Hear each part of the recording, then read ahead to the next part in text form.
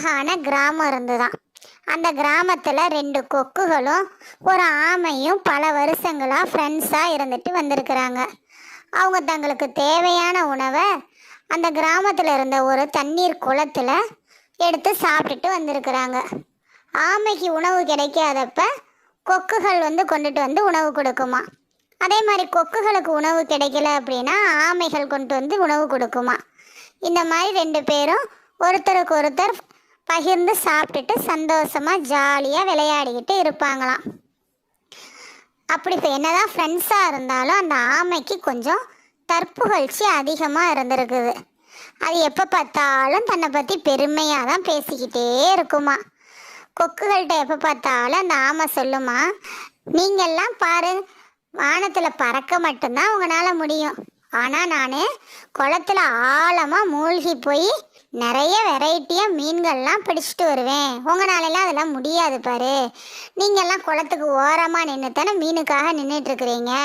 நான் அப்படி இல்லை, எவ்வளோ ஆழமாக இருந்தாலும் அதுக்குள்ளார போய் அப்படின்ட்டு எப்போ பாரு தன்னை பெருமையாக பேசிக்கிட்டே இருக்குமா.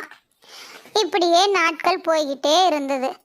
ஒரு நாள் அந்த ஊரில் கடுமையான வறட்சி வந்துருச்சான்.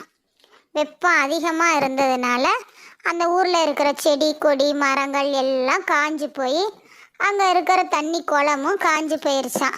ரொம்ப வறட்சியாக இருந்திருக்குது. வறட்சியாக இருந்ததுனால அங்கே தண்ணியே கிடைக்கல. எல்லாரும் அந்த ஊரில் இருக்கிற மக்கள்லாம் வேறு இடத்துக்கு போயிட்டாங்களாம்.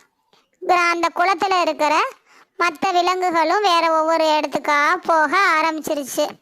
உடனே கொக்குகள் என்ன பண்ணியிருக்குது, ஆமைகிட்ட போய் நாமளும் வேறு இடம் போய் பார்த்துட்டு அங்கே போய் வாழலாம், நம்மளோட புதிய வாழ்க்கையை அங்கே தொடரலாம், நீங்கள் என்ன செய்ய போகிறீங்க அப்படின்னு கேட்டிருக்கு. அதற்கு ஆமை சொல்லிச்சான், எனக்கு உங்களை போல் பறக்க தெரியாதே, நான் உயிர் போகிற வரைக்கும் இங்கேயே இருந்து சாவ வேண்டியது தான், என்ன பண்ணுறது அப்படின்னு ரொம்ப துயரத்தோடு சொல்லிச்சான். மறுநாள் 2 கொக்குகளும் பறந்து போய் வேற எங்கேயாச்சும் தண்ணி இருக்கிற குளம் இருக்கா அப்படின்னு தேடி பார்க்க போயிருக்கிறாங்க. அங்கே போனவுடனே அவங்களுக்கு ஒரு அழகான குளம் கிடைச்சிருக்குது. 2 கொக்குகளும் ரொம்ப சந்தோஷமாக இந்த செய்தியை நம்ம நண்பர் ஆமைகிட்ட சொல்லலாம் அப்படின்ட்டு வர்றாங்க. ஆமைகிட்ட சொல்கிறாங்க, நாங்கள் ஒரு புதிய குளத்தை கண்டுபிடிச்சிட்டோம், நீங்களும் என்னோட வாங்க, நாங்கள் உங்களையும் அங்கே அழைச்சிட்டு போகிறோம், நம்ம அங்கே போய் நல்லா ஜாலியாக சந்தோஷமாக இருக்கலாம், நம்ம புதிய வாழ்க்கையை அங்கே போய் தொடங்கலாமா அப்படின்னு கொக்குகள் ஆசையாக ஆமைகிட்ட சொல்லுது. அதற்கு ஆமை சொல்லிச்சான், என்ன எப்படி அங்கே கொண்டுட்டு போவீங்க அப்படின்னு ரொம்ப வருத்தமாக கேட்டிருக்கு.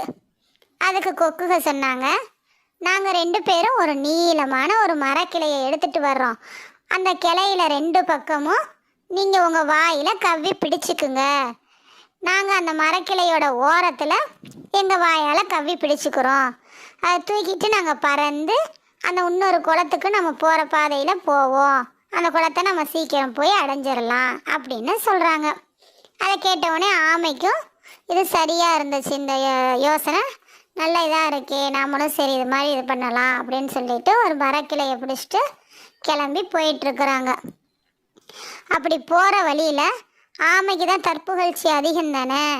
போகிற வழியில் பார்த்தா நிறைய பேர் இந்த ஆமையெல்லாம் பார்த்துக்கிட்டே இருக்கிறாங்களாம்.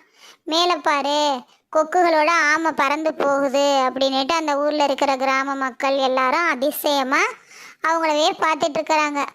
கிளம்பி போகிறப்பயே கொக்குகள் சொல்லியிருக்கிறாங்க, நீ என்ன பண்ணணும், வர்றப்ப வாயை மூடிட்டு அமைதியாக தான் வரணும், இடையில நீ வாயே பேசக்கூடாது, நீ வாயை திறந்தேன்னா கீழே விழுந்து செத்துடுவ அப்படின்லாம் சொல்லிட்டு வந்திருக்கிறாங்க. இந்த கண்டிஷனுக்கெல்லாம் அது ஒத்துட்டு தான் வந்திருக்குது. வர்ற வழியில் ஆமைக்கு கீழே இருந்துட்டு எல்லாரும் பார்க்க ஆரம்பித்தோடனே அதுக்கு என்ன ஆயிடுச்சுன்னா ரொம்ப அப்படியே குசி கிளம்பிடுச்சு. சந்தோஷமாயிட்டு என்ன பண்ணிடுச்சுன்னா தன்னையே மறந்து நாம் ஒரு குச்சியை தானே கவ்வி பிடிச்சிருக்கிறோம் அப்படின்னு கூட நினைக்காம உடனே வாயை திறந்து பேச ஆரம்பிச்சிருச்சு. பார்த்தீங்களா, நானும் தான் பறக்கிறேன், நான் தான் உங்களில் ரொம்ப சிறந்தவன், என்னை பார்த்துட்டு தான் எல்லாரும் சந்தோஷமாக வாய் ஊற பார்க்குறாங்க அப்படின்னு சொல்லிடுச்சு. இதை சொல்கிறதுக்காக ஆமை வாயை திறந்தது தான் தாமதம். உடனே அந்த குச்சியை கவ்வி இருந்த அது வாயை விட்டுருச்சா, விட்டவொடனே என்னாச்சுன்னா ஆமை பொத்துன்னு கீழே விழுந்துருச்சு. நல்ல வேளை அங்கே அதிர்ஷ்டவசமாக அவங்க குளத்துக்கு பக்கமே போனதுனால அந்த குளத்துக்கு பக்கமாக இருந்த ஒரு மணல் மேட்டில் போய் அந்த ஆமை விழுந்துருச்சு. அதனால் ஆமைக்கு எதுவும் நடக்கலை. இது ஆமைக்கு ஒரு பாடமாகவும் அமைஞ்சிருச்சு. அதிலிருந்து ஆமை தற்புகழ்ச்சி பேசுகிறத விட்டுட்டு நல்ல இதாக மாறி ஆமையும் கொக்குகளும் பழையபடி ஃப்ரெண்ட்ஸுகளாக வாழ்ந்துட்டு வந்திருக்கிறாங்க. இந்த கதையோட நீதி என்னன்னா, தற்புகழ்ச்சி இல்லையேல் வீழ்ச்சியும் இல்லை. தன்னை பற்றி தானே பெருமையாக பேசுறது அப்படிங்கிறது மிகவும் தவறான செயலாக இருக்கும். மீண்டும் ஒரு நல்ல கதையுடன் சந்திப்போம்.